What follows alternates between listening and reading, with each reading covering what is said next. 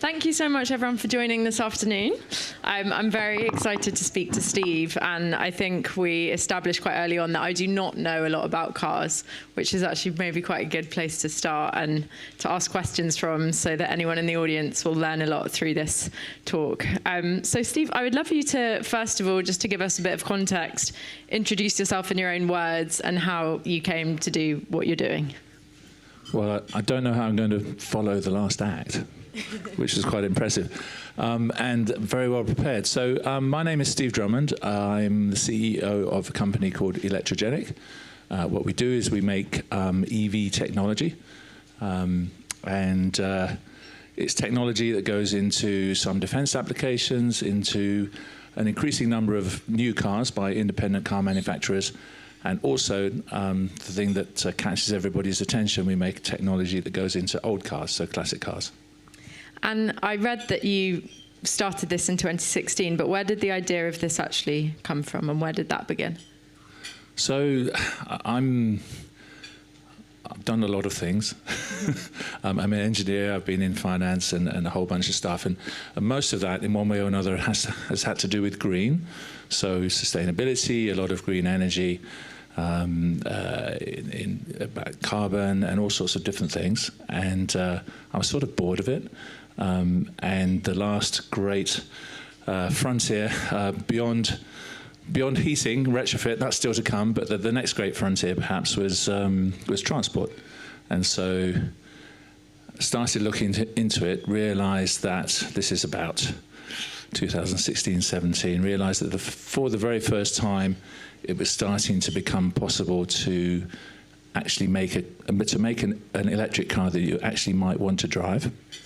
And so bought some bits, thought, well, I wouldn't make these like these, and then started to make some bits of tech and put them together and make cars, and then it's all grown. Wow. And if we're breaking it down as a company, what do you aim to do? I know you said there's sort of two strands of your business. So there's working with old cars and then there's working with completely new ones. But for anyone listening in the room, what was sort of your aim when you set it up? My aim was just to have a new adventure. It's always a good place to start. Where's it taken us?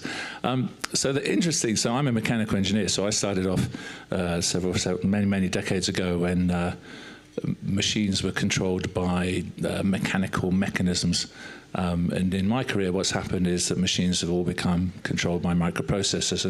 And the ultimate expression of that now in the automotive is that if it's something that really developed by Elon Musk and now adopted throughout the world, which basically means China, which is that an electric vehicle is first and foremost a computer. And it's all microprocessor controlled in a way that, in a centralized function, in a way that you control as the automaker, in a way that petrol cars are not. And so if you look at us, really what are we? We're a software company as well as a hardware. We design and manufacture EV powertrains. This means everything that you need to make a car go on electricity. So we are systems integrators, so we design and manufacture the systems that pulls together batteries, motors, all those other things makes the car go right. And so what are we about? We're trying to keep the romance in motoring. So what it's all about. So if you think about an electric car and you think about all the new tech and the amazing new tech, it's basically all Chinese. These companies all 10 years ago were making mobile phones, now they're making cars, and if you get into one of their cars, it's absolutely incredible. It's completely networked, everything's touch screens, it's very, very high tech. But if you come at those cars as a driver, as somebody who actually enjoys the thrill of the driving, the engaged drive, it's not engaging. It's where majority of cars are going is that they're going to drive you. And so what we're about is saying, well, this EV, it's an amazing technology, but let's make it engaging. Let's put the fun into motoring, and that's what we're about. And I've read that you work with cars and you try to not change them when you're putting in your own systems. Have you yet had a case where someone has wanted to take it back out? Or not? That's purely to keep the value. by not changing it? No. So I do own an internal combustion engine car, which is a 1978 MGB, and I keep it because every time it's actually great and I like it, but every time I get in it, it reminds me why I make electric cars. Because it's so much better. And particularly, so if you take outside, there are 3 cars outside. If you'd like to go for a ride, then wander down and find one of my colleagues at any time in the next hour or so. But the thing about electric, it is simply better. You know, if you look at it from an engineering point of view, what do you need with a car? You need all of the torque, so at 0 rev, so you can accelerate away. You want it nice and smooth. You don't want gears. You just want to be able to whiz around. And electric is exactly that, whereas petrol and diesel is not. And that's why you have to have gears. That's why you have to change gears.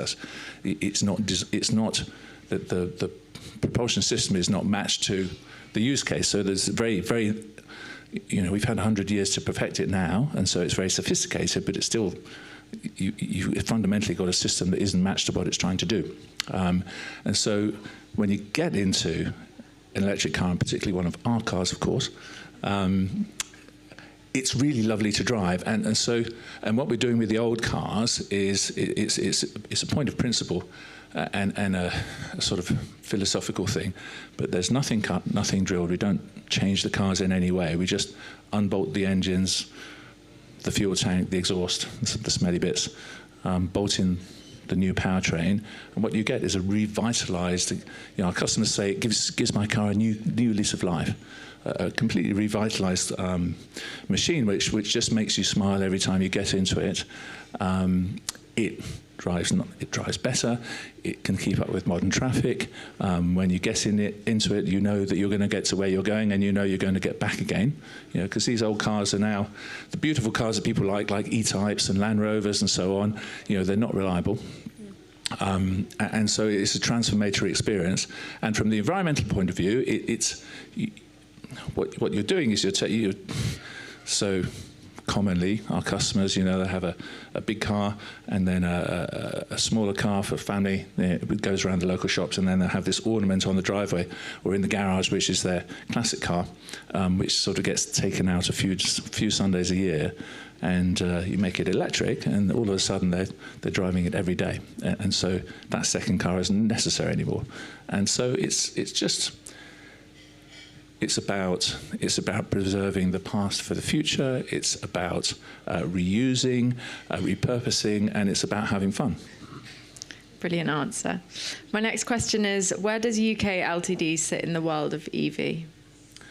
So it's an interesting thing. So if you look at EV globally, more than half of the electric vehicles in the world are made in China, full stop.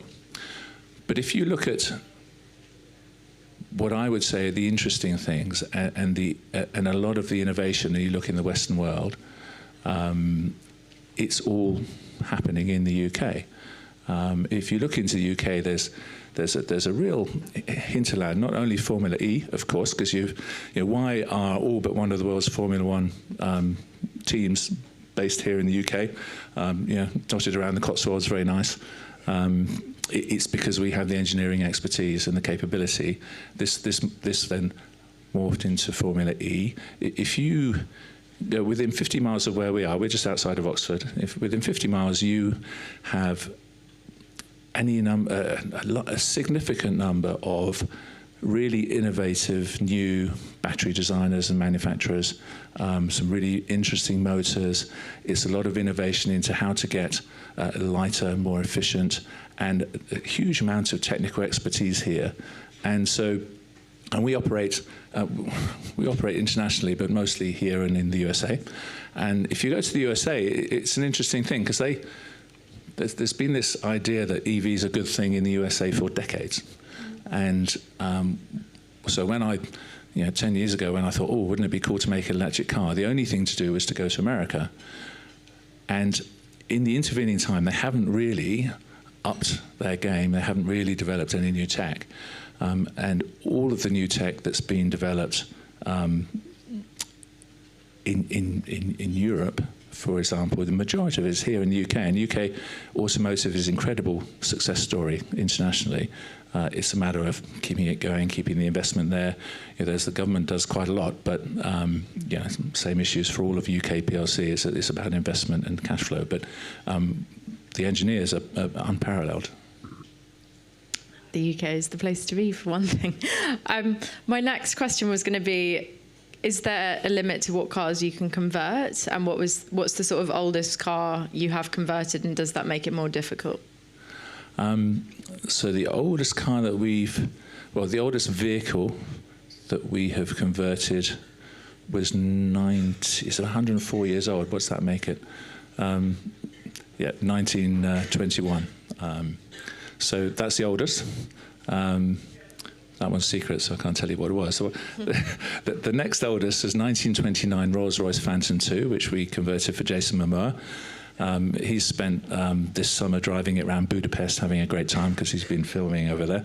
And it's magnificent. And what we like to do with the cars that come in is what I like to do is to drive them before we convert them, just to see what it's like. We're trying to bring out its character.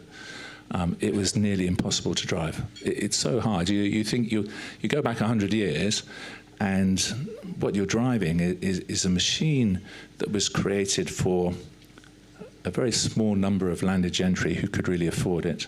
And the only way that it could even function was to have a chauffeur whose job it was to keep it going.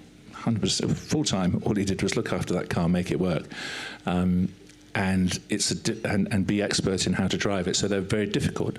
And in a lesser way, if you have an E-Type or a Morris Minor or whatever it is, you'll find that it's difficult to get it going in the morning. You have to have a knack, and you have to nurse it along. And if you convert it, then it's just easy, straightforward, and clean, and it doesn't smell. Better than it used to be. My next thing I would love to hear you speak about is your current project in Kenya, which has got a lot of publicity around it. So please. Sure, yeah. So yes.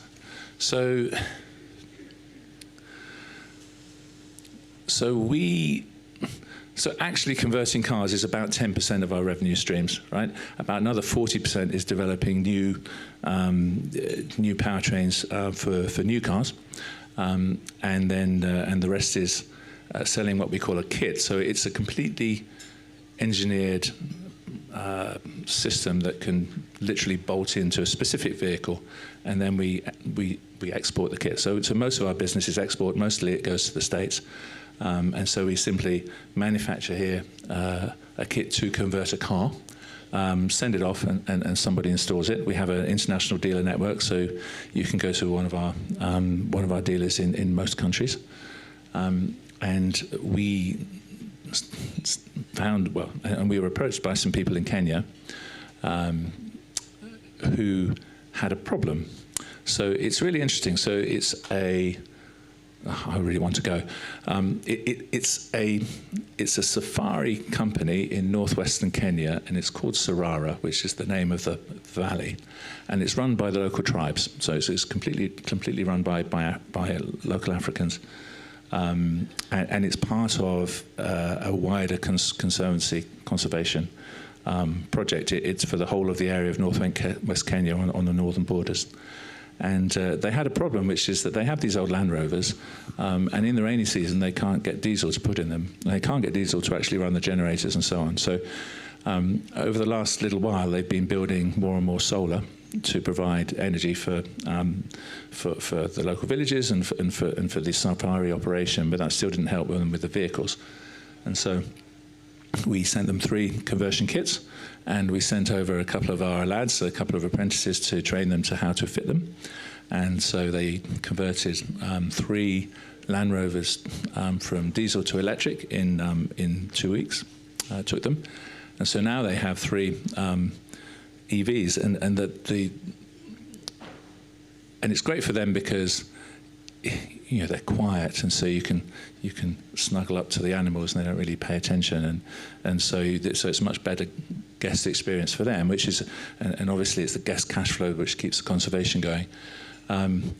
the great thing for me was in the the middle of this year, I had 3 different people come into my office and say, "Oh, I heard that in the recent rains, that the only vehicles moving in northwest Kenya were your 3 electric Land Rovers." It's fantastic, because they don't really have, the roads aren't great. I mean, they're scraped dirt, and when it's really wet, then the tankers can't get through. So just electric.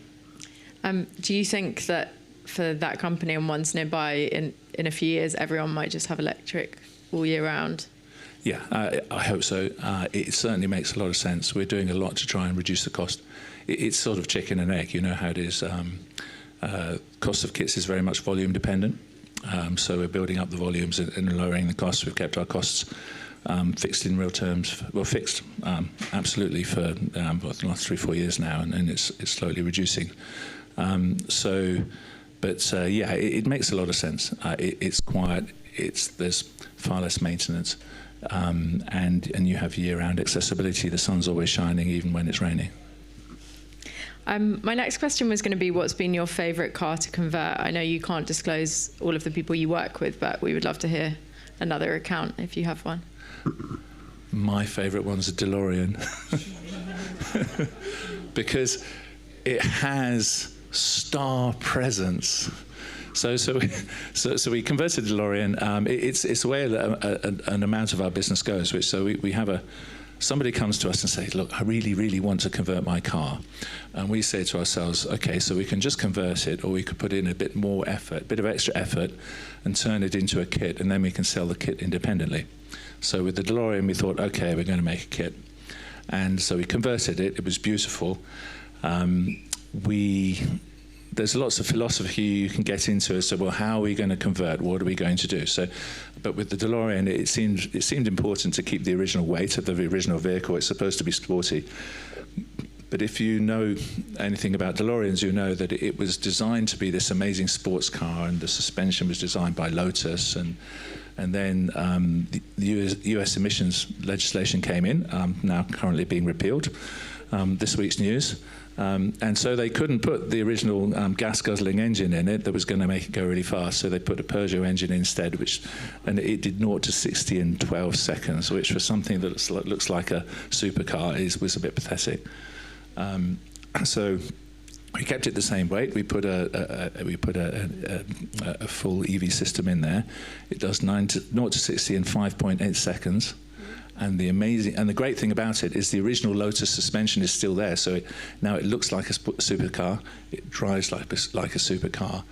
And I thought, well, what we need to do is we need to have some publicity photos in front of the Lloyd's building, because it's stainless steel, and wouldn't that be cool? And it was almost impossible.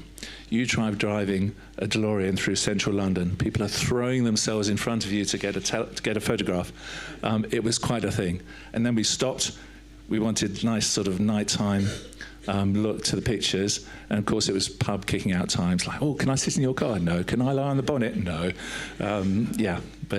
It's a lot of fun. My final question was going to be, where do you see Electrogenic in 5 years' time? Okay, so this is the thought.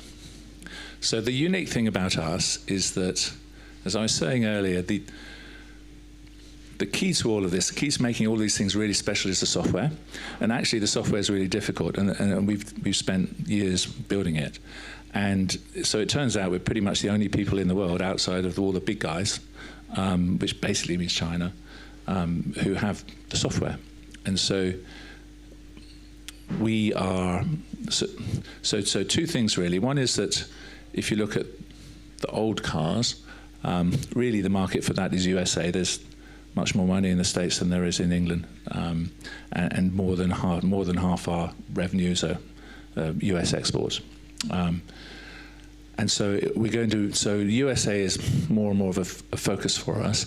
But the other thing is, and the one with more longevity is the software. And so when EV came along, everybody had this there was a lot of talk about, oh, this is a renaissance, this is like the glory days 100 years ago when everybody could make a new car and all sorts of these, the stranglehold of the big incumbents has been broken and so on. And it is sort of true, and there's lots of really interesting and exciting things going on out there, but none of it works without the software. We're the only people with the software. And so what we want to do is to really grow that and make it more accessible so that we can grow the independent automotive sector, not the big guys. So we're here for the people that want to make 1,000 of some really cool or really kooky or really whatever it is, off-road sports car, whatever it is. And so what we want to do is to be the equivalent of the Intel Inside, powered by Electrogenic, is the ubiquitous operating system for all of the independent souls out there making their own independent vehicles. Thank you so much. What a brilliant answer. Can we do a little round of applause?